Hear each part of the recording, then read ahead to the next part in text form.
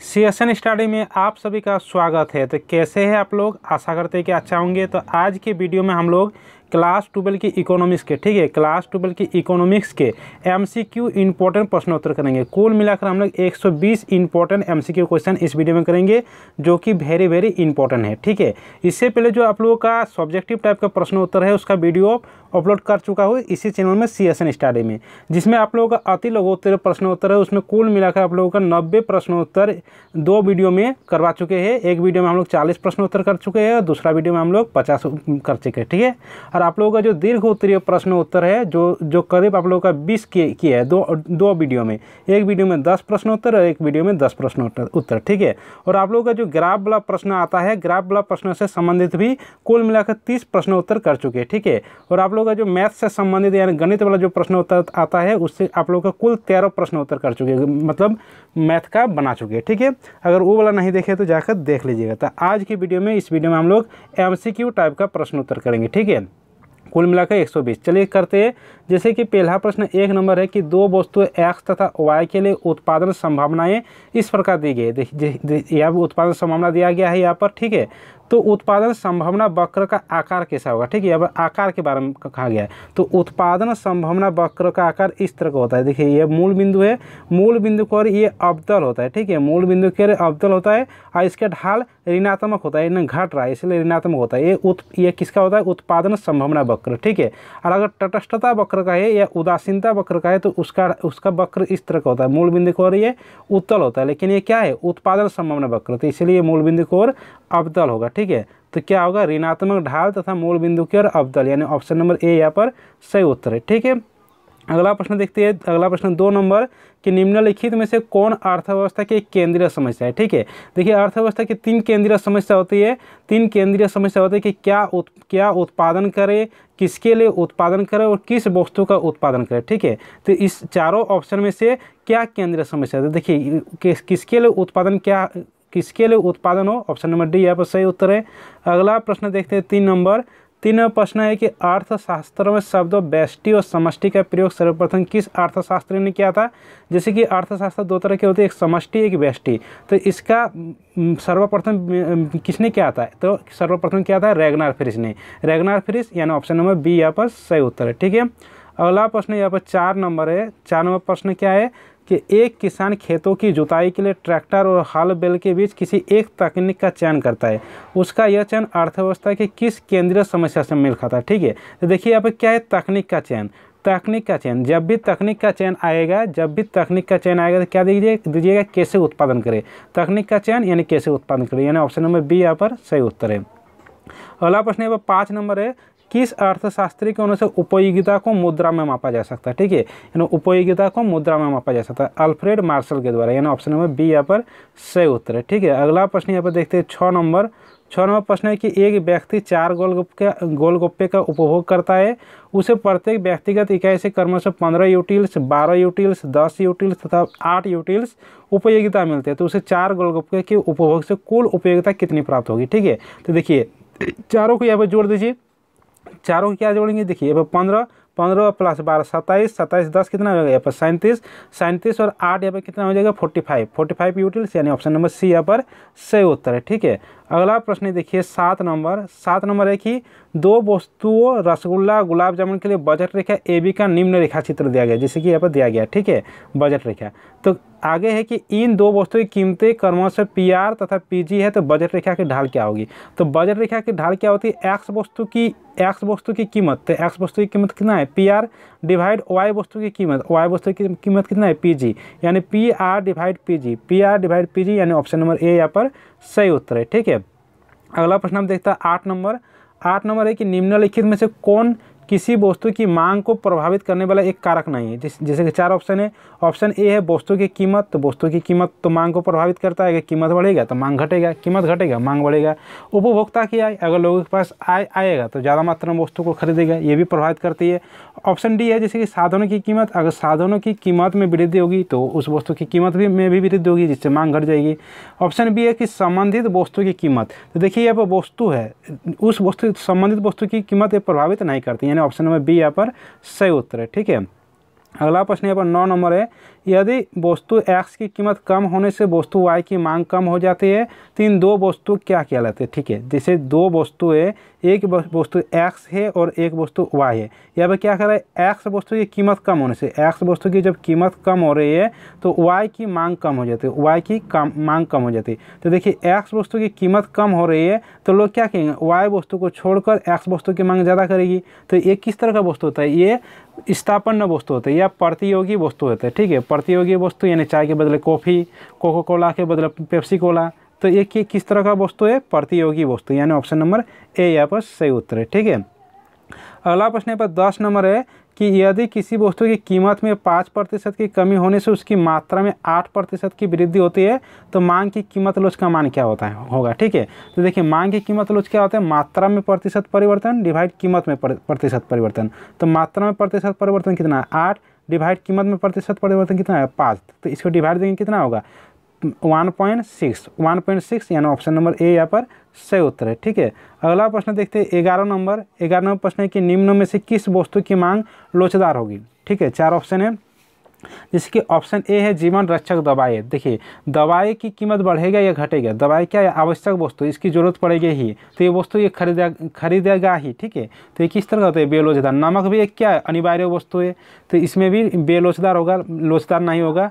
माचिस में भी बहुत कम कीमत लगता है, तो बहुत कम कीमत लगता है, तो ये भी एक तरह का बेलोचदार ही होगा। ठीक है, तो मांग लोचदार किस में होगा, रेफ्रिजरेटर। जैसे कि रेफ्रिजरेटर में थोड़ी सी कीमत अगर घटेगी तो हम लोग उस वस्तु को खरीदने चले जाते हैं। जैसे कि गाड़ी हो गया, टीवी हो गया, ये सब क्या होता है, ये सब पूर्णतः लोचदार होती है। तो यहाँ पर मांग लोचदार होगी किसमें, रेफ्रिजरेटर, यानी ऑप्शन नंबर डी यहाँ पर सही उत्तर है। ठीक है, अगला प्रश्न यहाँ पर 12 नंबर है कि निम्न रेखा चित्र में मांग रेखा ए बी के बिंदु जी पर मांग की लोच क्या होगी। जैसे कि यहाँ पर मांग रेखा दिया गया है। ठीक है, यहाँ पर जी में बोल रहा है कि मांग की लोच क्या होगी। तो देखिए इसमें इस तरह का होता है, जब मध्य बिंदु में होता है तो मध्य बिंदु में मांग की लोच 1 होती है, मध्य बिंदु में मांग की लोच 1 होती है।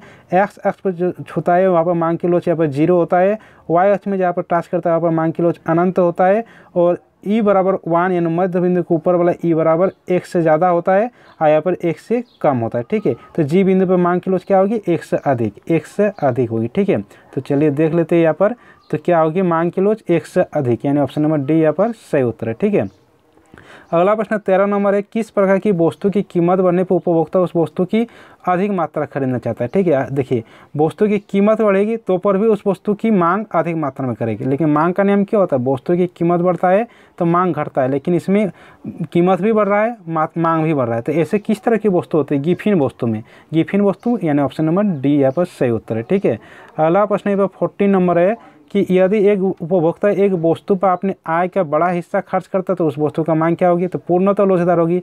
आय का बड़ा हिस्सा यहाँ पर खर्च करेगा तो पूर्णतः लोचदार, यानी ऑप्शन नंबर सी यहाँ पर सही उत्तर है। ठीक है, अगला प्रश्न 15 नंबर है कि औसत स्थिर लागत वक्र का आकार कैसा होता है। ठीक है, तो औसत स्थिर लागत का आकार इस तरह का होता है, यहाँ पर एक आयत बनता है, यानी इसका आकार होता है आयताकार अतिपरवलय। ठीक है, आयताकार अतिपरवलय, यानी ऑप्शन नंबर सी यहाँ पर सही उत्तर है। ठीक है, अगला प्रश्न है 16 नंबर है कि परिवर्तित साधन का औसत उत्पाद बढ़ता है जब, परिवर्तित साधन का जब औसत उत्पाद कब बढ़ता है। ठीक है, तो जैसे कि 4 ऑप्शन है, तो परिवर्तित साधन का औसत उत्पाद बढ़ता है जब सीमांत उत्पाद औसत उत्पाद से अधिक होती है। ठीक है, सीमांत उत्पाद औसत उत्पाद से अधिक होता है तो परिवर्तित साधन का औसत उत्पाद बढ़ता है, यानी ऑप्शन नंबर ए यहाँ पर सही उत्तर है। ठीक है, अगला प्रश्न यहाँ पर 17 नंबर है, 17 नंबर कुल उत्पादन अधिकतम होता है जब सीमांत उत्पादन का मान, देखिए इस तरह का इसका ग्राफ होता है, ग्राफ समझते हैं, जैसे कि यहाँ पर करते इसको। ठीक है, यहाँ पर एक ग्राफ लेते हैं।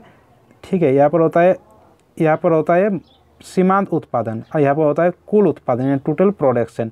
तो जब सीमांत उत्पादन यहाँ पर 0 होगा, जब सीमांत उत्पादन 0 होगा तो कुल उत्पादन यहाँ पर अधिकतम होगा, मैक्सिमम होगा। ठीक है, तो सीमांत उत्पादन 0 होने पर कुल उत्पादन अधिकतम होता है, यानी ऑप्शन नंबर ए यहाँ पर सही उत्तर है। ठीक है, अगला प्रश्न यहाँ पर 18 नंबर है, 18 नंबर है कि यदि कुल उत्पाद टीपी दिया गया है तथा परिवर्तित साधन की मात्रा क्यू है तो औसत उत्पाद क्या होगा। औसत उत्पाद क्या होता है, टोटल प्रोडक्ट डिवाइड उसकी मात्रा, यानी टीपी डिवाइड क्यू, यानी ऑप्शन नंबर ए यहाँ पर सही उत्तर है। अगला प्रश्न देखते हैं यहाँ पर। अगला प्रश्न जिससे कि यहाँ पर 20 नंबर है। अगला प्रश्न क्या है, जब औसत लागत सीमांत लागत से कम होती है तब औसत लागत, जब औसत लागत यानी एवरेज कॉस्ट मार्जिनल कॉस्ट से कम होती है तो औसत लागत क्या होती है, औसत लागत यहाँ पर बढ़ती है यानी ऑप्शन नंबर ए यहाँ पर सही उत्तर है। अगला प्रश्न देखते हैं यहाँ पर 21 नंबर प्रश्न है कि परिवर्तनशील अनुपात का नियम उत्पादन के कितने स्तर की व्याख्या करता है। तो परिवर्तनशील अनुपात का नियम उत्पादन के 3 स्तर की व्याख्या करता है, 3 स्तर यानी ऑप्शन नंबर सी यहाँ पर सही उत्तर है। ठीक है, अगला प्रश्न यहाँ पर 22 नंबर है कि अल्पकालीन औसत लागत वक्र का आकार क्या होता है। तो अल्पकालीन औसत लागत वक्र का आकार देखिए इस तरह का होता है, इस तरह का यानी यू आकार का होता है। ठीक है, यू आकार यानी ऑप्शन नंबर बी यहाँ पर सही उत्तर है।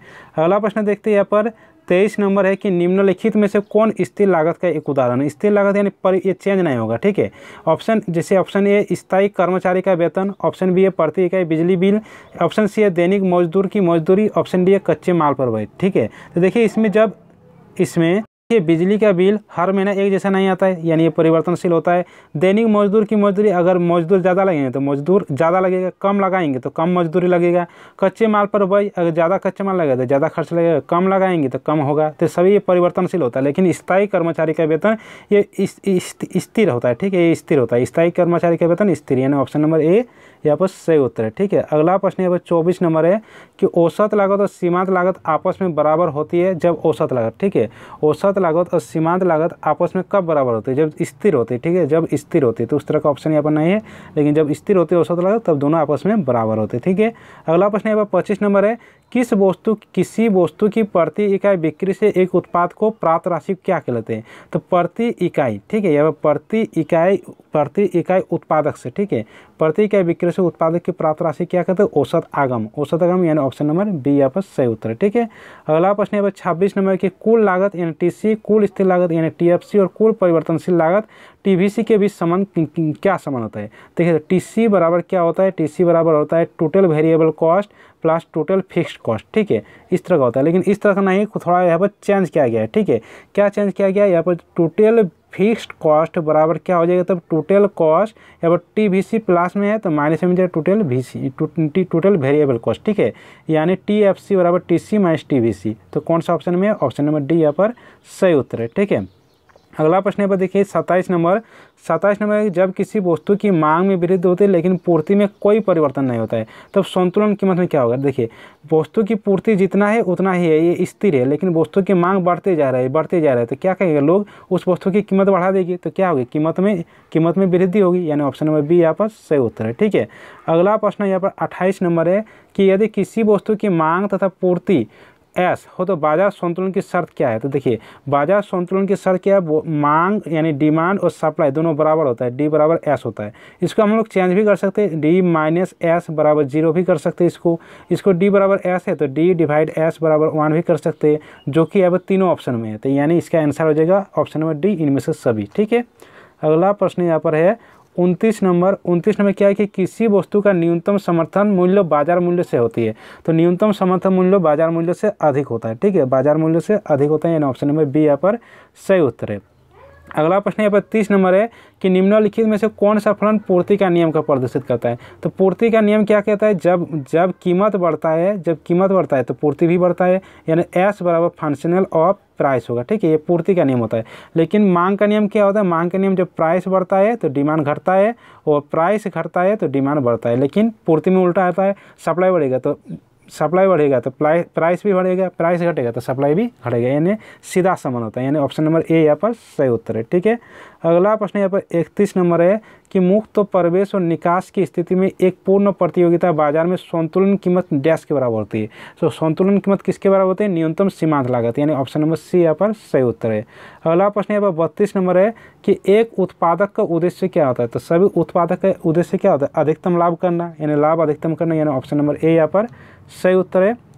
33 नंबर प्रश्न है कि अल्पकाल में एक पूर्ण प्रतियोगी फर्म हानि प्राप्त करने के बावजूद उत्पादन जारी रखता है जब तक कि कीमत औसत परिवर्तनशील लागत से अधिक या इसके बराबर प्राप्त होती है। ठीक है, तब तक वो अपना उत्पादन जारी रखता है यानी ऑप्शन नंबर सी यहाँ पर सही उत्तर है। अगला प्रश्न यहाँ पर 34 नंबर है कि निम्नलिखित में से कौन पूर्ण प्रतियोगिता की एक विशेषता नहीं है। तो चारों ऑप्शन को देख लेते हैं।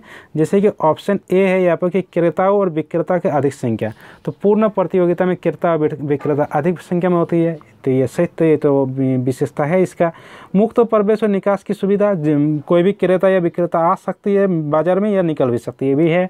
सरकार का कोई हस्तक्षेप नहीं, तो यहाँ पर सरकार का हस्तक्षेप नहीं होता है, ठीक है। वस्तु की मांग बेरोजगार, तो वस्तु की मांग रोजगार होती है पूर्ण प्रतियोगिता में, लेकिन यहाँ पर कह रहा है बेरोजगार, यानी ये विशेषता नहीं है, यानी ऑप्शन नंबर डी यहाँ पर सही उत्तर है, ठीक है। अगला प्रश्न यहाँ पर 35 नंबर है कि किस बाजार की बाजार संरचना में किसी वस्तु का एक उत्पादक होता है। तो किस बाजार में एक ही उत्पादक होता है, यानी एक ही विक्रेता था, कौन से बाजार में, एकाधिकार बाजार में, यानी ऑप्शन नंबर ए यहाँ पर सही उत्तर है, ठीक है।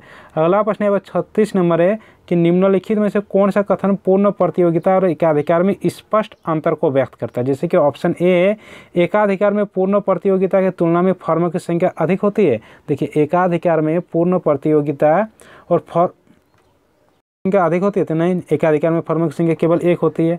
ऑप्शन बी है कि एकाधिकार पूर्ण प्रतियोगिता फर्मों की तुलना में अधिक कीमत तय करता है और कम मात्रा बिक्री करता है, ठीक कह रहा है। एकाधिकार पूर्ण प्रतियोगिता फर्मों की तुलना में कीमत अधिक रखता है और वस्तु की कम मात्रा देता है, यानी ऑप्शन नंबर बी यहाँ पर सही उत्तर है, ठीक है।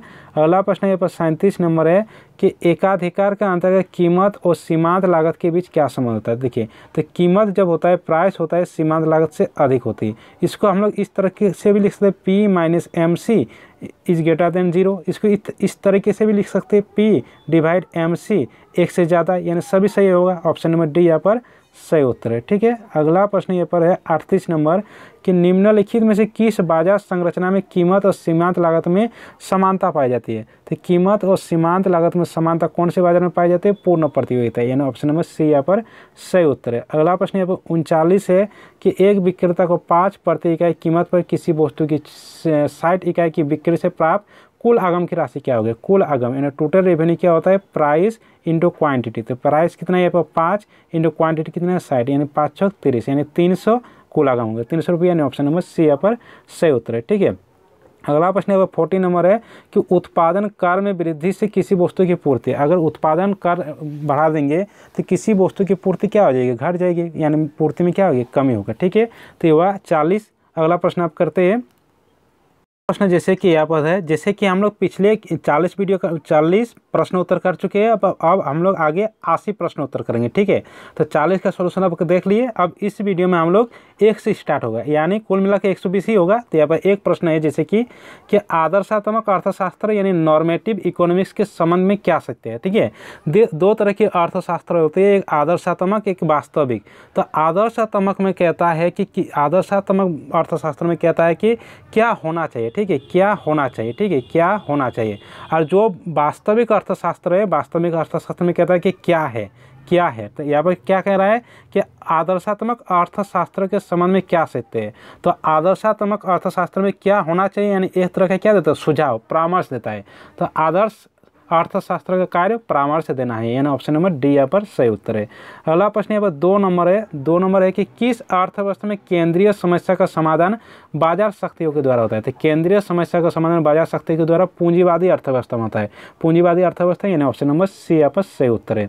अगला प्रश्न यहाँ पर 3 नंबर है कि उत्पादन संभावना वक्र का दाहिनी ओर विवर्तित होने का क्या कारण है। जैसे कि उत्पादन संभावना वक्र का आकार इस तरह का होता है, तो दाहिनी ओर ये क्यों आती है। तो देखिए यहाँ पर जब इस साधन की मात्रा घटती है तो इस साधन की मात्रा बढ़ती है, यानी साधनों का क्या हो रहा है, ह्रास हो रहा है, साधन का ह्रास हो रहा है, यानी ऑप्शन नंबर बी यहाँ पर सही उत्तर है।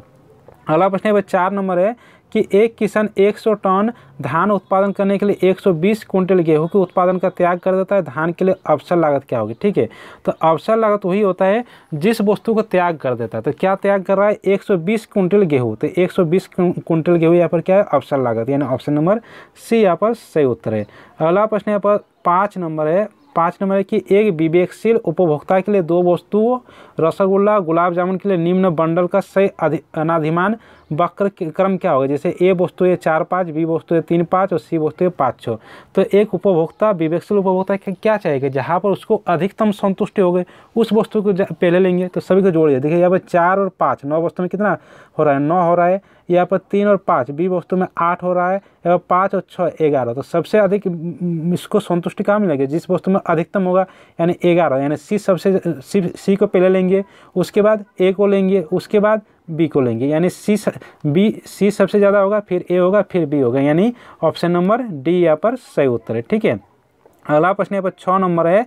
6 नंबर कि निम्नलिखित में से किसका अध्ययन समष्टि अर्थशास्त्र के अंतर्गत किया जाता है। ठीक है, समष्टि अर्थशास्त्र यानी विस्तृत लेवल पर, ठीक है, यानी समग्र अर्थशास्त्र का अध्ययन। तो देखिए ऑप्शन ए है वो एक उपभोक्ता का संतुलन, तो ये तो व्यष्टि अर्थशास्त्र में अध्ययन किया जाता है। एक फर्म का संतुलन, ये भी व्यष्टि अर्थशास्त्र में। एक वस्तु की कीमत निर्धारण, ये भी व्यष्टि अर्थशास्त्र में। सामान्य कीमत स्तर का निर्धारण, ये समष्टि अर्थशास्त्र में, यानी ऑप्शन नंबर डी यहाँ पर सही उत्तर है। अगला प्रश्न यहाँ पर 7 नंबर है कि किसी वस्तु के उपभोग में एक अतिरिक्त इकाई से प्राप्त करने पर कुल उपयोगिता में होने वाले परिवर्तन को क्या कहते हैं। ठीक है, अगर यहाँ पर अतिरिक्त इकाई में परिवर्तन होता है तो कुल उपयोगिता में होने वाले परिवर्तन को क्या कहते हैं, सीमांत उपयोगिता, यानी ऑप्शन नंबर सी यहाँ पर सही उत्तर है।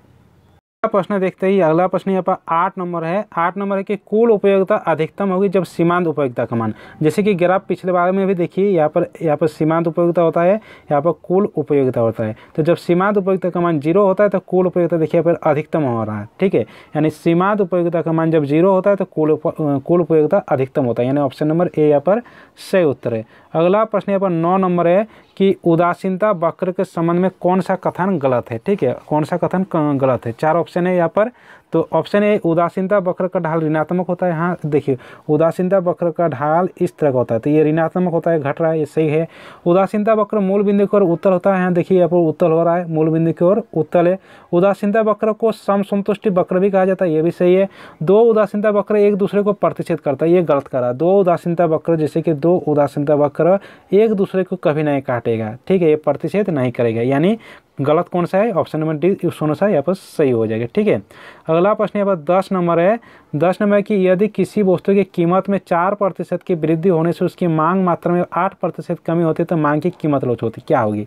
तो मांग की कीमत लोच क्या होता है, मात्रा में प्रतिशत परिवर्तन बटा कीमत में प्रतिशत परिवर्तन। तो मात्रा में प्रतिशत परिवर्तन कितना है 8 बटा कीमत में प्रतिशत परिवर्तन कितना है 4, यानी 4 2 में 8, यानी मांग की लोच निकल जाएगा 2, यानी ऑप्शन नंबर बी यहाँ पर सही उत्तर है। ठीक है, अगला प्रश्न यहाँ पर 11 नंबर है कि एक बजट रेखा अपने दाहिनी ओर विवर्तित होगी जब, कब होगी दाहिनी ओर विवर्तित, जैसे कि बजट रेखा इस तरह का होता है। ठीक है, तो दाहिनी ओर ये कब होगी विवर्तित, जब वस्तु एक्स की कीमत में बढ़ेगी। जब वस्तु एक्स की कीमत में बढ़ेगी तब दाहिनी ओर विवर्तित होगी, यानी ऑप्शन नंबर बी यहाँ पर सही उत्तर है। ठीक है, नेक्स्ट यहाँ पर इस तरह की स्थिति होती है उदासीनता वक्रों में। देखिए यहाँ पर ये बजट रेखा, तो बजट रेखा जब दाहिनी ओर, बजट रेखा इस तरह का ही होता है लेकिन दाहिनी ओर इधर बढ़ रहा है। ठीक है, मतलब इससे वृद्धि होगी। तो बजट रेखा में वृद्धि कब होगी, जब लोगों के पास आय में वृद्धि होगी। तो लोगों के पास आय में वृद्धि होगी तो वो ज़्यादा कीमत वाले वस्तु को खरीदेगी, तो उपभोक्ता के आय में वृद्धि होगी, यानी ऑप्शन नंबर डी यहाँ पर सही होगा। ठीक है, बी नहीं होगा, ऑप्शन नंबर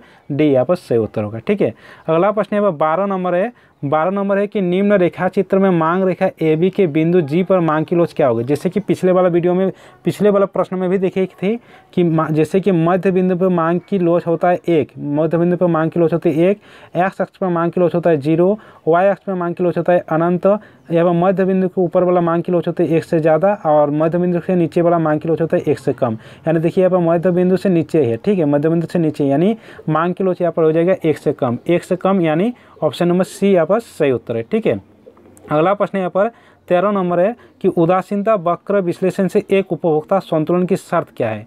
जैसे कि यहाँ पर ऑप्शन है उदासीनता वक्र बजट रेखा को स्पर्श करे, ऑप्शन बी है उदासीनता वक्र और बजट रेखा के ढाल समान है, ऑप्शन सी MRS बराबर PX डिवाइड PY, इनमें से सभी। तो उदासीनता वक्र का ये तीनों शर्त सही है, यानी इनमें से सभी सही उत्तर है, ऑप्शन नंबर डी यहाँ पर सही उत्तर है। ठीक है, अगला प्रश्न यहाँ पर 14 नंबर है कि यदि उपभोक्ता के आय में वृद्धि से वस्तु एक्स की मांग कम हो जाती है तो वस्तु एक्स क्या होगी। ठीक है, वस्तु एक्स क्या होगी, जैसे कि यहाँ पर 2 तरह की वस्तु है।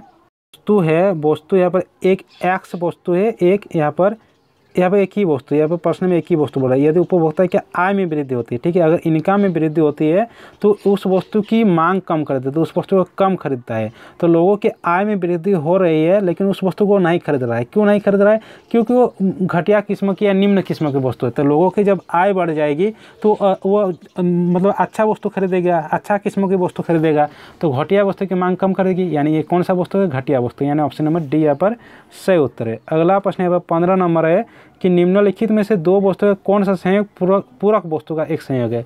पूरक वस्तु किसको कहेंगे? जो वस्तु साथ साथ में चलती है। जैसे जूता मोजा एक पूरक वस्तु हो गया, जूता मोजा एक पूरक वस्तु हो गया, चाय और चीनी एक पूरक वस्तु हो गया। पूरक वस्तु कर सकते हैं, कार और पेट्रोल को पूरक वस्तु कह सकते हैं। और एक वस्तु होता है स्थापन वस्तु, यानी एक दूसरे के बदले, यानी चाय और कॉफ़ी, पेप्सी कोला और मिरिंदा, ये सब हो जाएगा स्थापन वस्तु। तो यहाँ पर बोल रहा है कि पूरक वस्तु क्या है? तो देखिए यहाँ पर ऑप्शन ए है चाय और कॉफ़ी, ये तो स्थापन वस्तु है। ऑप्शन बी है पेप्सी और मिरिंदा, यानी पेप्सी के बदले मिरिंदा, यानी ये भी एक तरह का स्थापन वस्तु है। लक्स साबुन और डब साबुन, यानी लक्स साबुन के बदले डब साबुन, यह भी एक तरह का स्थापन वस्तु है। चाय और चीनी साथ साथ में चलती है, चाय और चीनी दोनों मिलाकर चाय बनाते हैं, साथ साथ में चलती है, यानी ये क्या है? पूरक वस्तु। पूरक वस्तु यानी ऑप्शन नंबर डी यहाँ पर सही उत्तर है। ठीक है, अगला प्रश्न यहाँ पर 16 नंबर है, किसी वस्तु की उत्पादन मात्रा और उत्पत्ति के साधनों के बीच भौतिक संबंध को क्या कहा जाता है? ठीक है, उत्पादन मात्रा और उत्पत्ति के साधनों के बीच भौतिक संबंध को कहा जाता है उत्पादन फलन। उत्पादन फलन यानी ऑप्शन नंबर डी यहाँ पर सही उत्तर है। अगला प्रश्न यहाँ पर 17 नंबर है कि औसत उत्पाद और सीमांत उत्पाद दोनों बराबर होते हैं। औसत उत्पाद और सीमांत उत्पाद दोनों बराबर कब होते हैं? जब औसत उत्पाद अधिकतम होता है, यानी ऑप्शन नंबर डी यहाँ पर सही उत्तर है। अगला प्रश्न यहाँ पर 18 नंबर है कि यदि कुल लागत टीसी और उत्पादन की मात्रा क्यों हो तो सीमांत लागत का सूत्र क्या होगा? तो सीमांत लागत होता है कुल लागत में परिवर्तन यानी डेल्टा सी डिवाइड मात्रा में परिवर्तन यानी delta Q, delta T C divide delta Q. तो कौन सा ऑप्शन में? ऑप्शन नंबर बी में। ठीक है, ऑप्शन नंबर बी यहाँ पर सही उत्तर है। अगला प्रश्न यहाँ पर 19 नंबर है कि पैमाने के प्रतिफल का संबंध किस काल से है? तो पैमाने का प्रतिफल होता है दीर्घकाल से, यानी ऑप्शन नंबर सी यहाँ पर सही उत्तर है। अगला प्रश्न यहाँ पर 20 नंबर है कि किस काल में उत्पादन के साधनों को स्थिर और परिवर्तित साधनों में विभक्त किया जाता है? ठीक है, किस काल में स्थिर और परिवर्तित साधन में विभक्त किया जाता है? अल्पकाल में। किस काल में? अल्पकाल में, यानी ऑप्शन नंबर सी यहाँ पर सही उत्तर है। अगला प्रश्न यहाँ पर 21 नंबर है कि परिवर्तनशील अनुपात के नियम के अनुसार एक विवेकशील उत्पादक उत्पादन के किस स्तर पर उत्पादन करना चाहता है? तो द्वितीय स्तर पर। द्वितीय स्तर यानी 2, यानी ऑप्शन नंबर बी यहाँ पर सही उत्तर है। अगला प्रश्न यहाँ पर 22 नंबर है। 22 नंबर प्रश्न है कि निम्नलिखित में से कौन औसत उत्पाद की विशेषता नहीं है? ठीक है, कौन औसत उत्पाद की विशेषता नहीं है? जैसे ऑप्शन ए है औसत उत्पाद को परिवर्तित साधन के प्रति इकाई उत्पाद कहा जाता है। ठीक, हाँ ये सही कह रहा है। परिवर्तित साधन की इकाई को बढ़ाने से औसत उत्पाद बढ़ता है, अधिकतम होने के घटने लगते हैं। ठीक है, ये भी सही है। औसत उत्पाद वक्र का आकार उल्टा यू का आकार का होता है, ये भी सही है। ऑप्शन डी है औसत उत्पाद का मान शून्य अथवा ऋणात्मक भी हो सकता है। देखिए औसत उत्पाद का मान ऋणात्मक नहीं हो सकता। ठीक है, यानी ये कथन गलत है, यानी ऑप्शन नंबर डी यहाँ पर उस अनुसार सही हो जाएगा। ठीक है, अगला प्रश्न यहाँ पर 23 नंबर है कि जब सीमांत उत्पाद औसत उत्पाद से कम होते हैं तब औसत उत्पाद क्या होता है? ठीक है, जब यहाँ पर सीमांत उत्पाद यानी मार्जिनल प्रोडक्ट औसत उत्पाद यानी एवरेज प्रोडक्ट से कम होती है तो औसत उत्पाद क्या होती है? औसत उत्पाद में यहाँ पर कमी आती है, औसत उत्पाद में कमी आती है। ठीक है, कमी आती है, यानी ऑप्शन नंबर डी यहाँ पर सही उत्तर है। अगला प्रश्न यहाँ पर 24 नंबर है कि यदि उत्पत्ति के सभी साधनों को दुगुना करने पर उत्पत्ति में 3 गुना की वृद्धि होती तो क्या किया जाता है? ठीक है, उत्पत्ति के सभी साधनों को दुगुना करने पर उत्पादन में 3 गुना की वृद्धि होती है तो उस स्थिति को कहा जाता है पैमाने का वृद्धिमान प्रतिफल, यानी ऑप्शन नंबर सी यहाँ पर सही उत्तर है। अगला प्रश्न यहाँ पर 25 नंबर है कि उत्पादन के सापेक्ष कुल आगम में परिवर्तन की दर क्या कहलाती है? ठीक है, उत्पादन के सापेक्ष कुल आगम में परिवर्तन को कहा जाता है सीमांत आगम, यानी ऑप्शन नंबर सी यहाँ पर सही उत्तर है। अगला प्रश्न 26 नंबर है कि कुल लागत यानी टीसी, कुल स्थिर लागत यानी टीएफसी और कुल परिवर्तनशील लागत टीवीसी में क्या संबंध है? तो देखिए टोटल कॉस्ट बराबर होता है total fixed cost plus total variable cost, total variable cost, यानी ऑप्शन नंबर डी यहाँ पर सही है। टीसी बराबर टीएफसी प्लस टीवीसी, यानी ऑप्शन नंबर डी यहाँ पर सही होता है। ठीक है, अगला प्रश्न यहाँ पर 27 नंबर है कि जब किसी वस्तु की मांग तथा पूर्ति के समान दर से वृद्धि होती है तो संतुलन कीमत में क्या होती है? ठीक है, तो संतुलन कीमत में वृद्धि होती है, यानी ऑप्शन नंबर बी यहाँ पर सही उत्तर है। अगला प्रश्न यहाँ पर 28 नंबर है कि किसी वस्तु की मांग तथा पूर्ति ऐसे हो तो मांग अधिक की स्थिति को दर्शाया किया जाता है। यानी मांग ज़्यादा होगी, पूर्ति कम होगी, मांग अधिक को यानी मांग अधिक होगा, डिमांड ज़्यादा होगा सप्लाई से। तो इस तरीके से लिख सकते हैं, ठीक है। और इसको इस तरीके से भी लिख सकते हैं, D minus S is greater than 0, यानी ए एवं बी दोनों सही है, यानी ऑप्शन नंबर डी यहाँ पर सही उत्तर है, ठीक है। अगला प्रश्न यहाँ पर 29 नंबर है कि किसी वस्तु की मांग की तुलना में पूर्ति में अधिक वृद्धि होने में साम्य मात्रा क्या होगा, ठीक है। यहाँ पर मांग की यानी डिमांड की तुलना में पूर्ति में अधिक हो रहा है, पूर्ति में अधिक हो रहा है, तो उस स्थिति को क्या कहेंगे, वृद्धि होगी, ठीक है। तो साम्य मात्रा में वृद्धि होगी, यानी ऑप्शन नंबर बी यहाँ पर सही उत्तर है। अगला प्रश्न यहाँ पर 30 नंबर है कि किसी वस्तु की कीमत में 5% की वृद्धि करने से उसकी पूर्ति की मात्रा में 4% की वृद्धि हो जाती है, तो पूर्ति की कीमत लोच का मान क्या होगा। तो पूर्ति की कीमत लोच क्या होता है, मात्रा में प्रतिशत परिवर्तन यानी 4 डिवाइड कीमत में प्रतिशत परिवर्तन यानी 5, यानी 4 डिवाइड 5 कितना होगा, 0.8, 0.8 यानी ऑप्शन नंबर सी यहाँ पर सही उत्तर है, ठीक है। अगला प्रश्न यहाँ पर 31 नंबर है कि मुक्त प्रवेश और निकास की स्थिति में मांग की वृद्धि का बाजार संतुलन पर क्या प्रभाव पड़ता है, ठीक है। मुक्त प्रवेश और निकास की स्थिति पूर्ण प्रतियोगिता बाजार में होता है, तो संतुलन पर क्या प्रभाव पड़ता है, ठीक है। तो संतुलन में प्रभाव पड़ता है कि साम्य कीमत और मात्रा दोनों में वृद्धि होती है, ठीक है, यानी ऑप्शन नंबर ए यहाँ पर सही उत्तर है। अगला प्रश्न यहाँ पर 32 नंबर है कि मांग अधिक की स्थिति में साम्य कीमत क्या होगी, मांग अधिक की स्थिति में साम्य कीमत क्या होगी, तो साम्य कीमत में वृद्धि होगी, यानी ऑप्शन नंबर बी यहाँ पर सही उत्तर है। अगला प्रश्न आप देख लेते हैं, जैसे कि यहाँ पर 33 नंबर है, देखिए एक पूर्ण प्रतियोगिता फर्म के लिए अल्पकालीन पूर्ति वक्र क्या होता है। एक पूर्ण प्रतियोगी फर्म के लिए अल्पकालीन पूर्ति वक्र होता है न्यूनतम एबी से ऊपर एमसी का बढ़ता हुआ भाग, यानी ऑप्शन नंबर ए यहाँ पर सही होता है, ठीक है। देखिए आप लोग वीडियो को शेयर कर दीजिए, क्योंकि बहुत लंबा बन जा रहा है, इसमें काफ़ी मेहनत लगती है, ठीक है, इसलिए शेयर कर दिए ताकि अच्छा लगे, ठीक है। अगला प्रश्न यहाँ पर 34 नंबर है कि पूर्ण प्रतियोगिता फर्म के लिए एआर और एमआर में क्या संबंध होते हैं। तो पूर्ण प्रतियोगिता में क्या होता है, एवरेज रेवेन्यू बराबर मार्जिनल रेवेन्यू होता है, यानी एमआर बराबर एमआर, एआर बराबर एमआर होता है, यानी ऑप्शन नंबर सी यहाँ पर सही उत्तर है। अगला प्रश्न यहाँ पर 35 नंबर है, प्रश्न है कि समरूप वस्तु की उपलब्धता किस आकार की बाजार संरचना को दर्शाता है, ठीक है। तो देखिए पूर्ण प्रतियोगिता बाजार में समरूप तरह की वस्तु को बेचते हैं, यानी पूर्ण प्रतियोगिता, यानी ऑप्शन नंबर सी यहाँ पर सही उत्तर है। अगला प्रश्न है 36 नंबर की टीआर यानी टोटल रेवेन्यू कुल आगम वक्र का ढाल को क्या कहा जाता है, ठीक है। कुल आगम की ढाल को कहा जाता है एवरेज रेवेन्यू, औसत आगम यानी एआर, यहाँ पर ऑप्शन ए यहाँ पर सही उत्तर है। अगला प्रश्न है 37 नंबर की किस प्रकार की बाजार संरचना में कीमत सीमांत लागत से अधिक होती है, कीमत सीमांत लागत से अधिक होती है, किस तरह की बाजार में, तो एकाधिकार की बाजार में, यानी ऑप्शन नंबर सी यहाँ पर सही उत्तर है। अगला प्रश्न यहाँ पर 38 नंबर है कि जब सीमांत आगम का मान 0 होता है, सीमांत आगम यानी मार्जिनल रेवेन्यू जब 0 होता है तो वस्तु की कीमत की लोच का मान क्या होता है, ठीक है। तो वस्तु की कीमत की लोच का मान होता है 1, यानी ऑप्शन नंबर बी यहाँ पर सही उत्तर है। अगला प्रश्न यहाँ पर 39 नंबर है कि एकाधिकार का अंतर्गत एवरेज रेवेन्यू वक्र और मार्जिनल रेवेन्यू वक्र में क्या संबंध है। देखिए एकाधिकार में जो बनता है यहाँ पर एमआर होता है और यहाँ पर एआर होता है, तो यहाँ पर एआर क्या होता है, एमआर से ज़्यादा होता है, तो एआर एमआर से ज़्यादा होगा, यानी ऑप्शन नंबर सी यहाँ पर सही उत्तर हो जाएगा। अगला प्रश्न यहाँ पर 44 नंबर देख लेते हैं। प्रश्न है कि एक एकाधिकार के लिए उत्पादन के विभिन्न स्तर पर एमआर और एमसी को निम्न तालिका में दर्शाया गया है। संतुलन की अवस्था में वो वस्तु की कितनी इकाई के उत्पादन करेगी, ठीक है। यहाँ पर उत्पादन है, यहाँ पर एमआर है और यहाँ पर एमसी है। तो देखिए एकाधिकार में संतुलन की स्थिति कब होती है, जब मार्जिनल रेवेन्यू बराबर मार्जिनल कॉस्ट होती है। तो देखिए दोनों में किस में समान है, इसमें समान में नहीं है, इसमें भी नहीं है, इसमें भी नहीं है, इसमें भी नहीं, इसमें देखिए समान है, यानी 6वीं इकाई में समान है, यानी संतुलन कहा हुआ 6वीं इकाई, यानी ऑप्शन नंबर सी यहाँ पर सही उत्तर है, ठीक है। देखिए यहाँ तक हम लोग कितना प्रश्न कर चुके हैं, कुल मिलाकर हम लोग 80 कर चुके हैं, ठीक है। पहले हम लोग 40 कर चुके हैं, इसमें 40 कर चुके हैं, यानी 80 एमसीक्यू टाइप का प्रश्न हो गया, ठीक है। और 40 प्रश्न का सॉल्यूशन इसी वीडियो में हम लोग करते हैं, ठीक है। तो चलिए अगला प्रश्न देखते हैं। अगला प्रश्न यहाँ पर देखते हैं कि देखिए अगला प्रश्न है कि शब्द इकोनॉमिक्स की उत्पत्ति किस भाषा से हुई। तो इकोनॉमिक्स की उत्पत्ति किस भाषा से हुई, ग्रीक से, ग्रीक, यानी ऑप्शन नंबर बी यहाँ पर सही उत्तर है, ठीक है। अगला प्रश्न यहाँ पर 2 नंबर है, 2 नंबर की एक उत्पादन संभावना वक्र का प्रत्येक बिंदु क्या प्रदर्शित करता है, ठीक है। तो उत्पादन संभावना वक्र का प्रत्येक बिंदु प्रदर्शित करता है आर्थिक रूप से दक्ष उत्पादन, यानी ऑप्शन नंबर सी यहाँ पर सही उत्तर है। अगला प्रश्न यहाँ पर 3 नंबर है कि अर्थशास्त्र का जनक किस अर्थशास्त्री को कहा जाता है, ठीक है। तो अर्थशास्त्र का जनक कहा जाता है एडम स्मिथ को, एडम स्मिथ, यानी ऑप्शन नंबर डी यहाँ पर सही उत्तर है। अगला प्रश्न यहाँ पर 4 नंबर है कि निम्नलिखित में से भारत का अर्थशास्त्री कौन है। तो देखिए ऑप्शन ए है मोहम्मद यूनिस, ऑप्शन बी है मोहम्मद उल हक, ऑप्शन सी है Raghuram Rajan, option D Adam Smith. तो भारत का अर्थशास्त्री कौन है? रघुराम राजन, यानी ऑप्शन नंबर सी यहाँ पर सही उत्तर है। अगला प्रश्न यहाँ पर 5 नंबर है कि अर्थशास्त्र मानव कल्याण का अध्ययन है, यह कथन किस अर्थशास्त्री का है?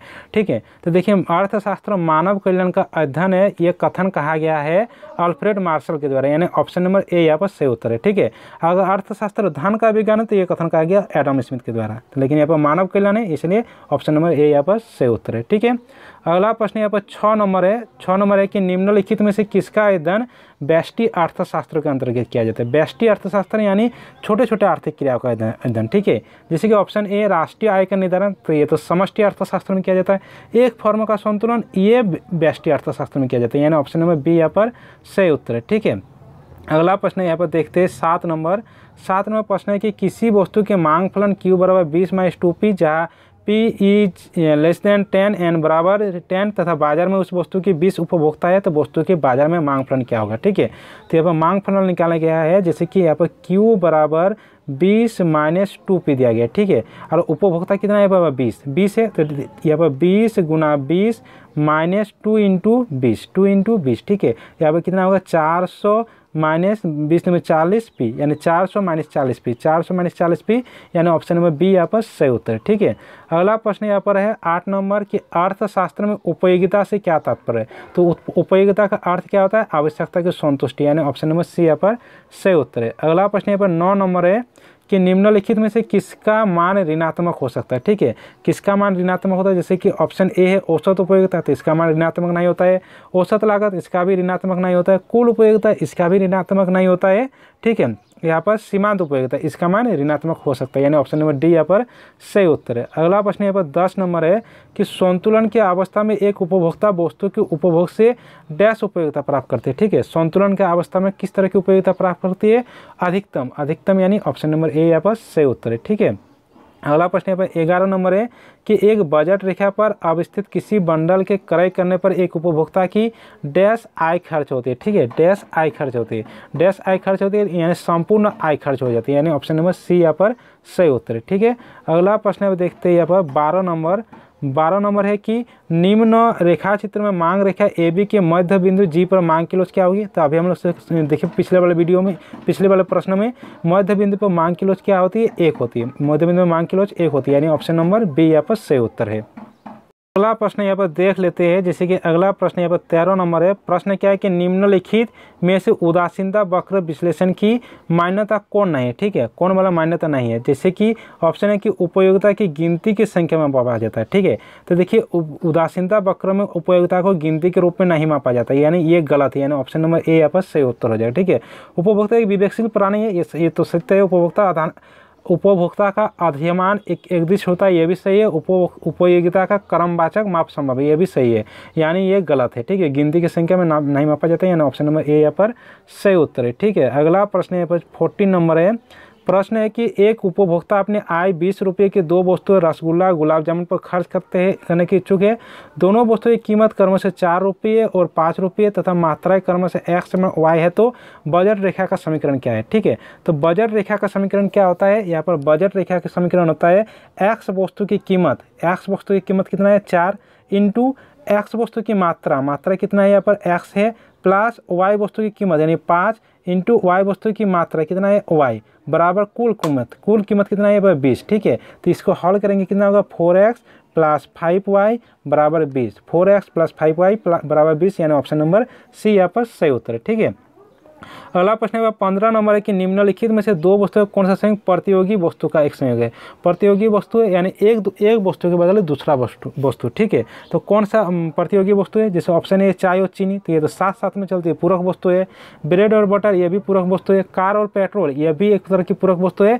पेप्सी कोला और कोको कोला, एक के बदले दूसरा, पेप्सी कोला के बदले कोको कोला या कोको कोला के बदले पेप्सी कोला, यानी ये प्रतियोगी वस्तु, यानी ऑप्शन नंबर डी यहाँ पर सही उत्तर है। ठीक है, अगला प्रश्न यहाँ पर 16 नंबर है कि यदि किसी वस्तु की मांग रेखा कीमत अक्ष y के समांतर तो वस्तु की कीमत लोच का मान क्या होगा? ठीक है, किसी वस्तु की मांग रेखा अगर y अक्ष के समान है तो कीमत लोच क्या होगा? यहाँ पर तो क्या यहाँ पर कीमत लोच हो जाएगी यहाँ पर 0 हो जाएगा, 0, यानी ऑप्शन नंबर डी यहाँ पर सही उत्तर है। ठीक है, प्रश्न यहाँ पर देख लेते हैं। अगला प्रश्न है जैसे कि 17 नंबर है। प्रश्न है कि उत्पादन से क्या तात्पर्य। जैसे ऑप्शन है आगत का निर्गत में रूपांतरण, इसको उत्पादन कहा जाता है। नई उपयोगिता का सृजन, इसको भी उत्पादन कहा जाता है। साधनों की सहायता से वस्तु और सेवा का निर्माण, इसको भी उत्पादन कहा जाता है। यानी इनमें से सभी ऑप्शन नंबर डी यहाँ पर सही उत्तर है। ठीक है, अगला प्रश्न यहाँ पर 18 नंबर है कि परिवर्तित साधन के सापेक्ष कुल उत्पाद में परिवर्तन की दर को क्या कहा जाता है। ठीक है, परिवर्तन साधन के सापेक्ष कुल उत्पाद में परिवर्तन की दर को कहा जाता है सीमांत उत्पाद, यानी ऑप्शन नंबर बी यहाँ पर सही उत्तर है। अगला प्रश्न यहाँ पर 19 नंबर है कि उत्पादक कौन होता है। उत्पादक कौन होता है, तो जो किसी वस्तु का उत्पादन करता है उसी को उत्पादक कहते हैं। तो उत्पादक क्या है कि साधनों की सहायता से वस्तु और सेवाओं का निर्माण करने वाला व्यक्ति उत्पादक होता है, यानी ऑप्शन नंबर ए यहाँ पर सही उत्तर है। अगला प्रश्न यहाँ पर 20 नंबर है। 20 नंबर की उत्पत्ति के साधनों की 5 इकाई के प्रयोग करने से किसी वस्तु को 24 तथा उत्पत्ति के 6 इकाई के प्रयोग से 30 इकाई के उत्पादन होता है। सीमांत उत्पादन का मान क्या होता है। सीमांत उत्पादन क्या होता है। सीमांत उत्पादन होता है अंतिम इकाई के उत्पादन यानी 30 माइनस पहले इकाई के उत्पादन यानी 24, यानी 30 माइनस 24 कितना होगा 6 इकाई। 6 इकाई यानी ऑप्शन नंबर डी यहाँ पर सही उत्तर है। ठीक है, अगला प्रश्न यहाँ पर 21 नंबर है। 21 नंबर है किसी वस्तु के एक अतिरिक्त इकाई के विक्रय से प्राप्त आगम को क्या कहा जाता है। देखिए जब भी अतिरिक्त आएगा तो वो सीमांत होगा ही। ठीक है, सीमांत होगा और यहाँ पर क्या होगा सीमांत आगम, यानी ऑप्शन नंबर बी यहाँ पर सही उत्तर है। अगला प्रश्न यहाँ पर 22 नंबर है कि उत्पादन की मात्रा में परिवर्तन के साथ किस प्रकार की लागत में परिवर्तन होती है। ठीक है, मात्रा में परिवर्तन के साथ कुल परिवर्तनशील लागत में परिवर्तन होता है, यानी ऑप्शन नंबर सी यहाँ पर सही उत्तर है। अगला प्रश्न यहाँ पर 23 नंबर है किसी वस्तु का पूर्ति वक्र मूल बिंदु से गुजरता है तो पूर्ति का कीमत लोच क्या होता है। ठीक है, देखिए पूर्ति वक्र यहाँ पर मूल बिंदु है, मूल बिंदु से अगर गुजरता है तो पूर्ति की लोच क्या होती है 1 होता है। पूर्ति की लोच क्या होती है 1 होती है जब मूल बिंदु से होकर गुजरती है, यानी ऑप्शन नंबर बी यहाँ पर सही उत्तर है। अगला प्रश्न यहाँ पर 24 नंबर है कि मान लिया जाए कि एक बाजार में 3 एक जैसे फॉर्म है तो वस्तु की कीमत 5 रुपये प्रति इकाई है।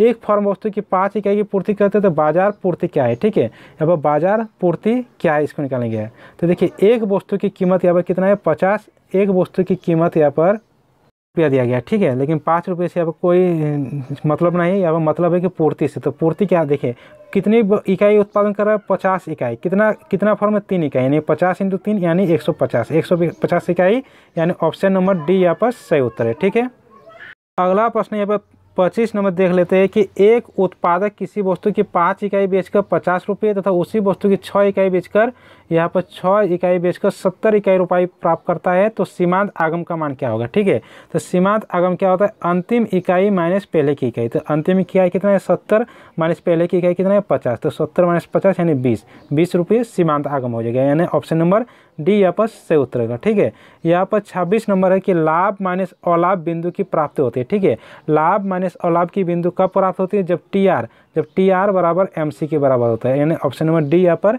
सही उत्तर है। ठीक है, अगला प्रश्न यहाँ पर 27 नंबर है। 27 नंबर की अल्पकाल में एक उत्पादक उत्पादन बंद कर देता है जब। उत्पादन कब बंद कर देगा अल्पकाल में उत्पादन, तो अल्पकाल में उत्पादन कम कर देता है जब वहाँ पर एवरेज वेरिएबल कॉस्ट उसको प्राप्त नहीं होगा। ठीक है, यानी न्यूनतम एवरेज वेरिएबल कॉस्ट से उसको कम प्राप्त होती है, यानी ऑप्शन नंबर डी यहाँ पर सही उत्तर है। अगला प्रश्न यहाँ पर 28 नंबर है कि दीर्घकाल में एक पूर्ण प्रतियोगी फर्म को किस प्रकार लाभ प्राप्त होता है।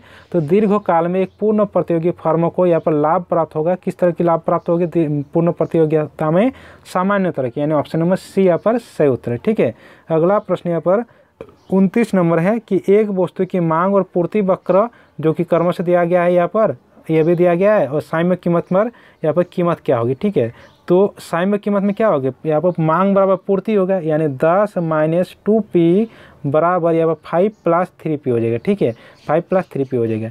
तो इधर करेंगे तो 10 यहाँ पर प्लस 5 है तो माइनस 5, इधर हो जाएगा 3p माइनस 2p, इधर कितना आ जाएगा 2 प्लस 2p, यानी 10 में 5 जाएगा 5, 3p प्लस 2p यानी 5p, अब 5 प्लस कर जाएगा यानी p बराबर कितना हो जाएगा 1, यानी ऑप्शन नंबर ए यहाँ पर सही उत्तर है। ठीक है, अगला प्रश्न यहाँ पर 30 नंबर है कि किसी वस्तु की कीमत में 5% की वृद्धि करने से उसकी पूर्ति की मात्रा में 4% की वृद्धि हो जाए तो पूर्ति की कीमत लोच का मान क्या होगा। तो कीमत लोच क्या होता है मात्रा में प्रतिशत परिवर्तन 4 डिवाइड कीमत में प्रतिशत परिवर्तन यानी 5, 4/5 यानी 0.8 यानी ऑप्शन नंबर सी यहाँ पर सही उत्तर है। ठीक है, अगला प्रश्न यहाँ पर 31 नंबर है कि किसी फर्म के लाभ को इनमें से किसके द्वारा प्रदर्शित किया जाता है।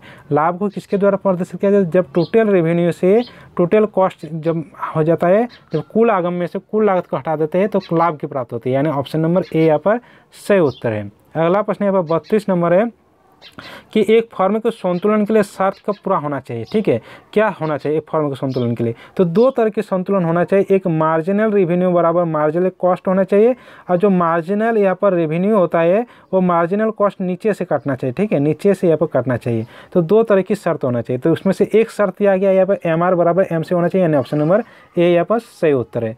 अगला प्रश्न यहाँ पर 33 नंबर है कि एक पूर्ण प्रतियोगी बाजार में वस्तु का संतुलन कीमत में वृद्धि हो सकती है जब। ठीक है, तो संतुलन में वृद्धि कब होती है? जब पूर्ति में कमी होती है, यानी ऑप्शन नंबर सी यहाँ पर सही उत्तर है। अगला प्रश्न यहाँ पर 34 नंबर है कि श्रम से क्या तात्पर्य है? श्रम किसको कहेंगे? श्रम उसको कहेंगे एक व्यक्ति के द्वारा किया गया कार्य घंटा को, यानी ऑप्शन नंबर डी यहाँ पर सही उत्तर है। अगला प्रश्न यहाँ पर 35 नंबर की यदि श्रम की सीमांत उत्पाद MPL तथा वस्तु की मूल्य P है तो श्रम की सीमांत उत्पाद का मान ज्ञात करने का सूत्र क्या होगा? ठीक है, क्या सूत्र होगा? प्राइस इंटू यहाँ पर प्राइस इंटू सीमांत उत्पाद, यानी MPL हो जाएगा। ठीक है, यानी ऑप्शन नंबर ए यहाँ पर सही उत्तर है। अगला प्रश्न यहाँ पर 36 नंबर है कि एक एकाधिकार वस्तु की मांग की लोच एक से अधिक होती है। ठीक है, एकाधिकार वस्तु की मांग की लोच एक से अधिक कब होती है? तो एक से अधिक होती है जब सीमांत आय धनात्मक होती है, यानी ऑप्शन नंबर बी यहाँ पर सही उत्तर है। ठीक है, अगला प्रश्न देखते हैं 37 नंबर। 37 नंबर है कि दीर्घकाल में संतुलन अवस्था में एकाधिकार की तुलना में पूर्ण प्रतियोगिता बाजार में उत्पादन मात्रा डैश होती है। तो एक पूर्ण प्रतियोगिता बाजार में उत्पादन की मात्रा क्या होती है? तो उत्पादन की मात्रा यहाँ पर होती है अधिक। ठीक है, यहाँ पर अधिक, यानी ऑप्शन नंबर बी यहाँ पर सही उत्तर है। अगला प्रश्न 38 नंबर है कि विभेदीकृत कीमत किस बाजार में की विशेषता होती है? ठीक है, विभेदीकृत कीमत, विभेदीकृत कीमत एकाधिकार में होती है, यानी ऑप्शन नंबर बी यहाँ पर सही उत्तर है। ठीक है, एकाधिकार में क्या होता है कि ये अपना मन चाहे कीमत ले सकता है, किसी व्यक्ति के पास ज़्यादा मूल्य भी ले सकता है, किसी वस्तु के कम मूल्य भी ले सकता है, यानी विभेदीकृत कीमत। ठीक है, देखिए यहाँ पर ध्यान दीजिएगा, अगर विभेदीकृत कीमत रहेगा तो यहाँ पर होगा एकाधिकार, अगर विभेदीकृत वस्तु रहेगा तो एकाधिकृत प्रतियोगिता होगा, तब ऑप्शन नंबर सी सही होता है। देखिए यहाँ पर विभेदीकृत कीमत है, यानी ऑप्शन नंबर बी यहाँ पर सही उत्तर हो जाएगा। ठीक है, अगला प्रश्न यहाँ पर 39 नंबर है कि दीर्घकाल में असामान्य लाभ की प्राप्ति किस बाजार में होता है? ठीक है, दीर्घकाल में असामान्य लाभ की प्राप्ति कब होती है? असामान्य लाभ की प्राप्ति होती है एकाधिकार में, यानी ऑप्शन नंबर सी में सही उत्तर है। अगला प्रश्न है 40 नंबर कि एकाधिकार में क्रेताओं की संख्या होती है। ठीक है, तो एकाधिकार में देखिए विक्रेता एक होती है, एकाधिकार में विक्रेता एक होती है और क्रेता बहुत होती है, यानी अधिक, यानी ऑप्शन नंबर डी यहाँ पर सही उत्तर होगा। ठीक है, तो चलिए आप लोगों का 120 का इंपॉर्टेंट MCQ क्वेश्चन इस वीडियो में हो गया। ठीक है, तो चलिए सभी दोस्तों के साथ इस वीडियो को शेयर कर दीजिए, वीडियो को लाइक कर दीजिए, और इस चैनल में कोई नए हैं तो चैनल को सब्सक्राइब कर दीजिए, साथ में बेल आइकन को प्रेस कर दीजिए। चलिए मिलते हैं अगले वीडियो के साथ।